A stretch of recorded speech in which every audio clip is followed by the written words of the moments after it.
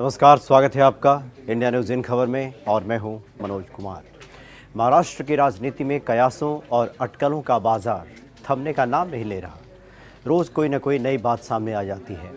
अब महाराष्ट्र की राजनीति में एक नया ट्विस्ट आ गया है कि अगर उद्धव ठाकरे मुख्यमंत्री के लिए तैयार नहीं हुए तो संजय राउत के सर ये ताज या सेहरा बंधेगा, यानी संजय राउत महाराष्ट्र के मुख्यमंत्री बनेंगे।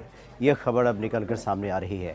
चूंकि आज त्रिदलीय बैठक होनी है, एनसीपी और कांग्रेस ने पहले ही साफ कर दिया था आपस में बैठकें करने के बाद कि मामला अब साफ हो चुका है, सरकार बनेगी, लेकिन कुछ बातें अभी होनी बाकी है।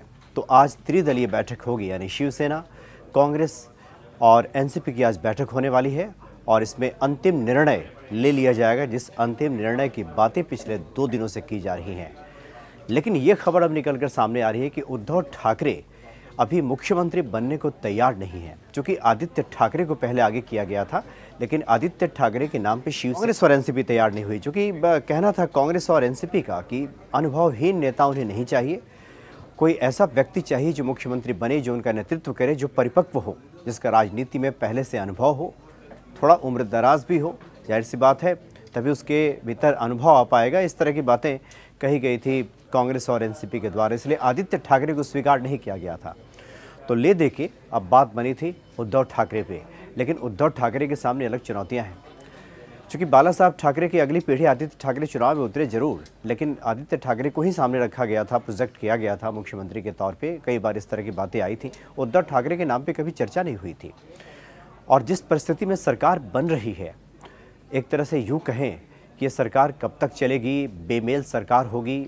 चूँकि विचारधारा का कहीं कोई सामंजस्य नहीं है, कोई मेल नहीं है इन तीनों पार्टियों में, खासकर शिवसेना के साथ एनसीपी और कांग्रेस की विचारधारा तो दूर दूर तक नहीं मिलती।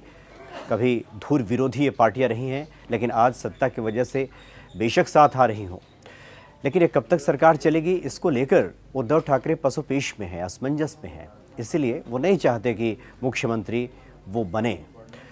उनको मनाने की काफ़ी कोशिश हो रही है।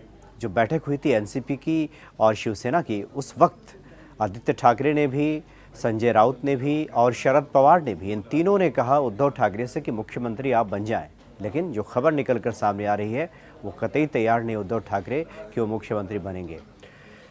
तो मुख्यमंत्री के उद्धव ठाकरे जब ना बनेंगे, उस परिस्थिति में सबसे आगे दौड़ में अगर कोई नेता शामिल है तो वो है संजय राउत।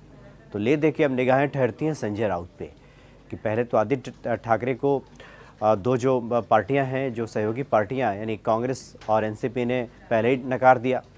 उद्धव ठाकरे बनना नहीं चाहते, तो तीसरा व्यक्ति कौन है, तो अब निगाह ठहर रही है संजय राउत पे। तो संजय राउत महाराष्ट्र के अगले मुख्यमंत्री बन जाएं तो किसी को आश्चर्य नहीं होना चाहिए, क्योंकि समीकरण और जो फिलहाल जो परिस्थितियां बन रही है वो इसी ओर इशारा कर रही हैं। हालांकि आज जो त्रिदलीय बैठक होगी कांग्रेस, एनसीपी और शिवसेना की, इसमें साफ हो जाएगा, अंतिम निर्णय ले लिया जाएगा, जैसा कि कहा जा रहा था पिछले 2 दिन पहले ही। तो संजय राउत मुख्यमंत्री बन सकते हैं, अब इस पर सबकी निगाहें टिकी हुई हैं। हालांकि ये खबर और भी निकल कर सामने आ रही है। अजीत पवार जो कि एनसीपी के काफ़ी कद्दावर नेता हैं, वो शायद अड़ंगा लगा सकते हैं, ये भी बात निकलकर सामने आ रही है। क्योंकि अजीत पवार का कहना है कि शिवसेना के 56 विधायक हैं, एनसीपी के 54 विधायक हैं, यानी सिर्फ 2 विधायक कम हैं एनसीपी के पास।